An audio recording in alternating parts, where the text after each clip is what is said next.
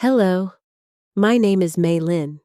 I am 26 years old and I live in Taipei, Taiwan. I work as a tour guide at a local museum.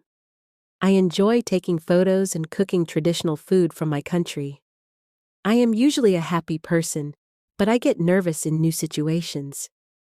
Today, I want to tell you about something amazing that happened to me when I was trying to learn English better. It all started last year when my boss told me that our museum would start getting more visitors from English-speaking countries.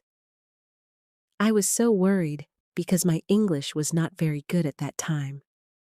I could understand simple things when people spoke slowly, and I could write basic emails, but having real conversations in English made me very nervous. Every time someone asked me a question in English, my mind would go blank. I would forget all the words I knew, and my face would turn red. Sometimes I even pretended not to hear the question, so I wouldn't have to answer. This was a big problem for my job. How could I be a good tour guide if I couldn't talk to the visitors? My boss was nice about it, but he said I needed to improve my English quickly. "You have 3 months to get better," he told me. "After that, we will have many American and British tourists coming for the summer season." I knew I had to do something, so I looked for English classes in my city. There were many schools, but most of them were expensive or had classes at times when I was working. Finally, I found a small language center that offered evening classes 3 times a week. The price was good, and they promised to focus on speaking skills. I signed up right away, but I was still very scared. The night before my first class, I couldn't sleep. I kept thinking about all the mistakes I might make. What if the teacher asked me questions and I couldn't answer? What if the other students laughed at me? What if my English was worse than everyone else's? These thoughts kept going around in my head all night. When I arrived at the language center for my first class, my hands were shaking. The classroom was small but nice, with colorful posters of English phrases on the walls.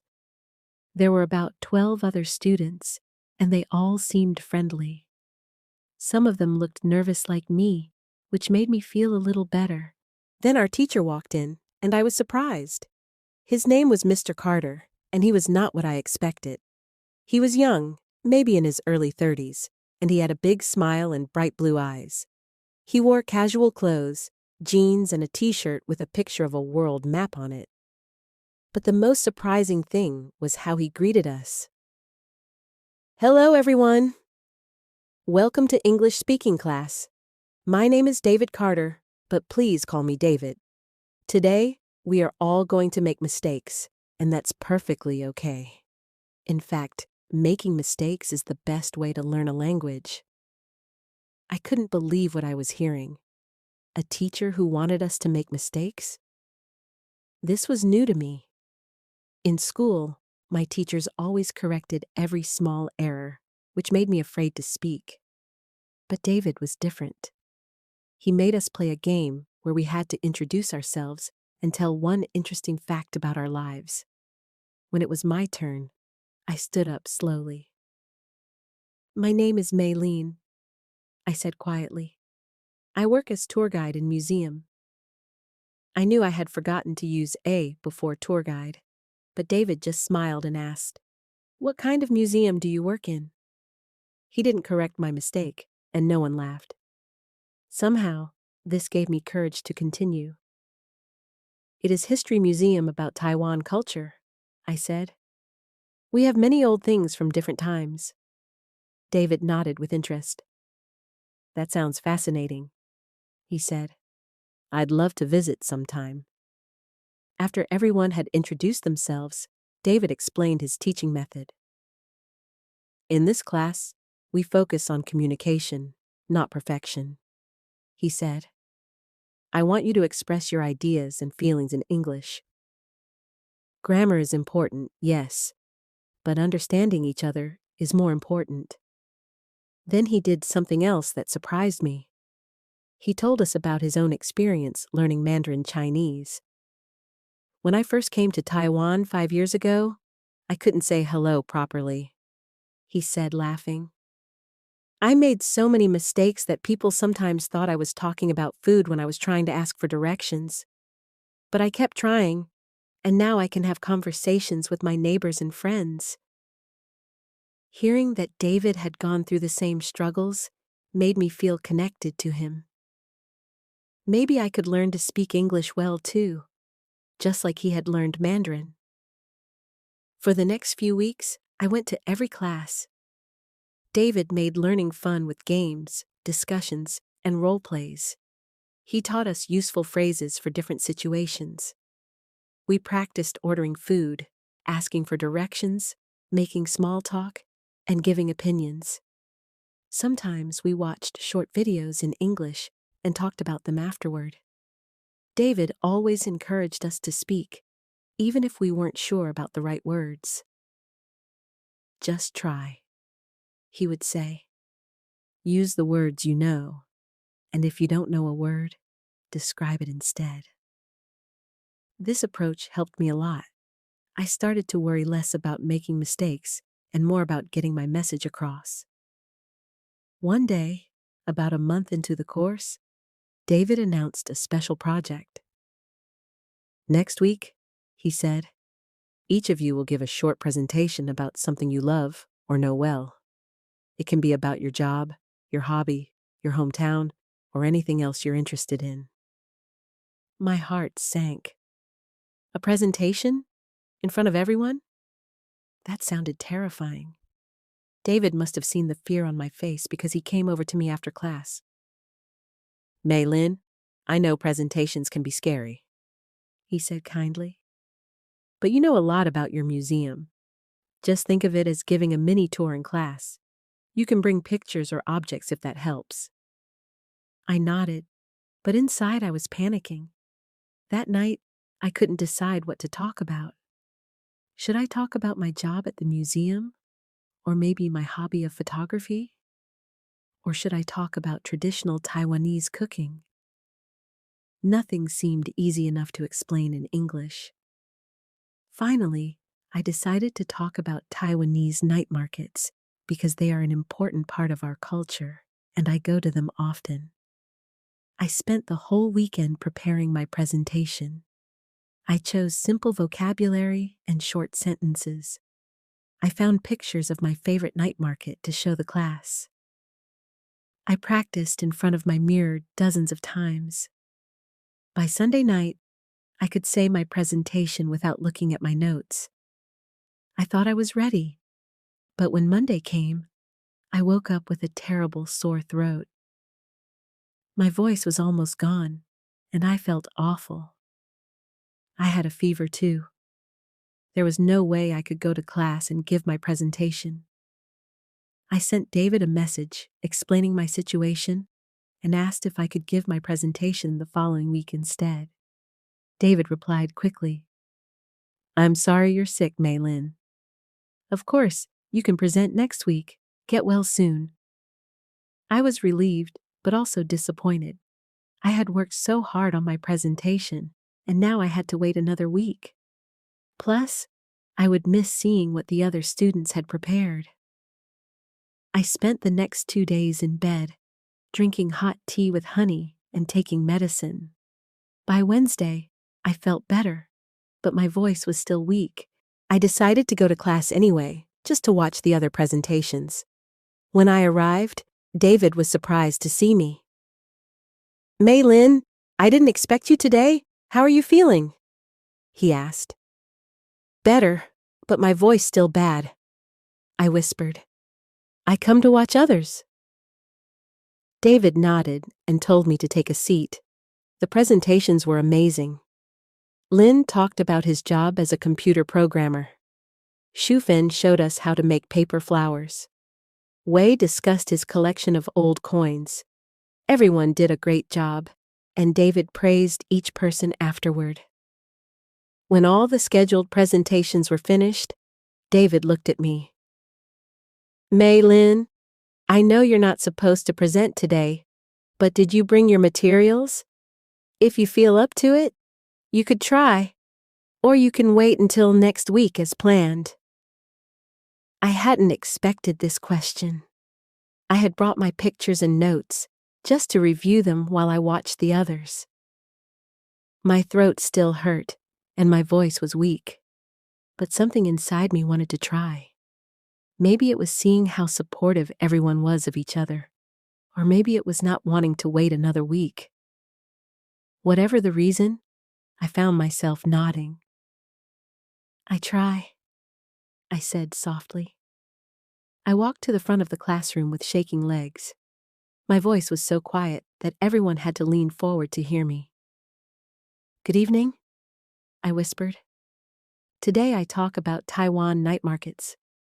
I showed my pictures one by one. Food stalls with steaming dumplings and bubble tea, game booths where people tried to catch little fish with paper scoops, rows of clothes and accessories for sale. As I continued, something strange happened. Even though my voice was weak, the words started flowing more easily. I forgot about being perfect and just focused on sharing something I loved. I told them about the smells, the sounds, the taste of my favorite foods. I described how the markets come alive at night with colorful lights and crowds of people. I even made them laugh when I told them about the time I ate stinky tofu for the first time and couldn't decide if I loved it or hated it. When I finished, the room was quiet for a moment. Then everyone started clapping. David had the biggest smile on his face. "Mei Lin, that was excellent," he said. "You made me feel like I was right there at the night market with you." My classmate Wei raised his hand. "Your voice is quiet today, but your English is very clear," he said. "I understand everything." Another student, Anna, added, "Now I want to visit a night market. Can you recommend which one is best for tourists?" I couldn't believe it. Not only had I managed to give my presentation with a sore throat, but people had understood me and were interested in what I said. For the first time, I had used English to really connect with others. After that day, something changed in me. I started to see English not as a scary test that I might fail, but as a bridge to connect with people from other countries. I began practicing more outside of class. I would watch English movies with subtitles. I downloaded an app that connected language learners and spent 10 minutes each day chatting with people from around the world. I even started a small English conversation group at the museum with some of my coworkers who also wanted to improve. We would meet for lunch twice a week and only speak English. It was hard at first, and we made many mistakes, but we also laughed a lot and helped each other. Slowly but surely, my English got better. I still made mistakes, of course, but they didn't seem so important anymore. 2 months after I started the English class, something big happened at the museum. A group of 20 tourists from Canada arrived unexpectedly. Usually, the foreign tour groups would have a translator with them, but this group didn't. My boss looked worried and came to me. "Mei Lin, can you give this group a tour in English? I know you've been taking classes." I wanted to say no. I wanted to tell him I wasn't ready yet, but then I remembered my presentation in class, how I had done it even with a sore throat. "Yes," I said. "I can try." My boss looked relieved and introduced me to the group. They were all older people, maybe in their 60s or 70s, and they smiled kindly at me. I took a deep breath and began the tour.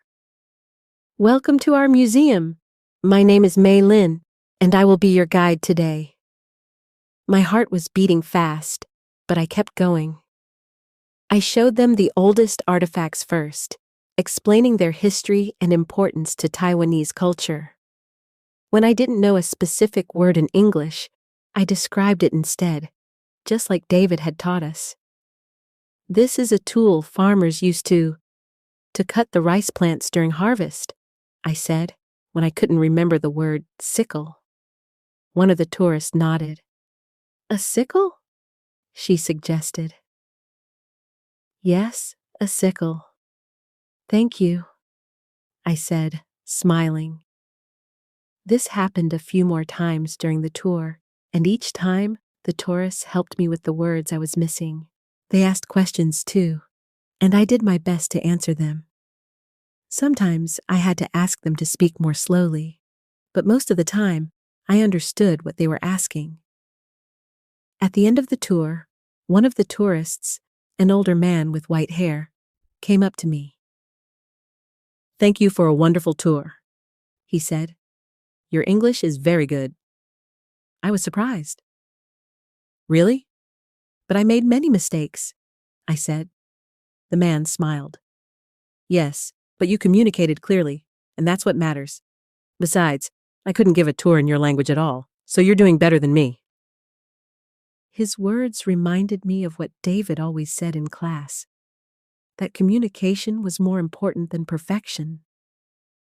The tourist continued. "My wife and I are staying in Taipei for a few more days. Can you recommend some night markets we should visit?" I smiled, remembering my presentation. "Yes, I know several good ones. Let me tell you about them." That evening, I called David to tell him about my experience. He was so happy for me. "See? You did it, Mei Lin. You used English in a real situation, and it worked."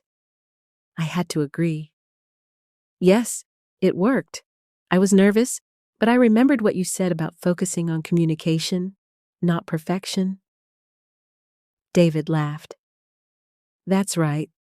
And the more you practice, the easier it gets." He was right about that too. Over the next few weeks, I gave more tours to English-speaking groups. Each time, it got a little easier. I still made mistakes, but I learned to laugh at them instead of feeling embarrassed. My vocabulary grew, and my confidence grew even more. By the time our English course ended 3 months later, I felt like a different person. On the last day of class, David asked each of us to share what we had learned. When my turn came, I stood up confidently. 3 months ago, I was afraid to speak English, I said. I worried about every mistake. Now I know that mistakes are normal. Everyone makes them, even people speaking their first language. What matters is trying to connect with others. David nodded approvingly. That's exactly right, Mei Lin. Language is about connection, not perfection. After class, we all went out for dinner together to celebrate our progress. We promised to keep in touch and continue practicing English. Today, a year later, my English is much better. I'm not perfect. I still make grammar mistakes, and sometimes I have to ask people to repeat things. But I can give full museum tours in English, and tourists often tell me they enjoy my explanations. I've even made friends with some of the regular foreign visitors who come to Taiwan for business. We meet for coffee sometimes, and they help me with my English while I teach them some Chinese words. My boss gave me a raise because the number of English-speaking visitors who request tours has increased. He says it's because of my engaging style, a phrase I learned from David. I still keep in touch with David and some of my classmates from the English course. We have a chat group where we share our progress and help each other with questions. Last month, I did something I never thought I would do. I made a short video in English about Taiwanese night markets and posted it online.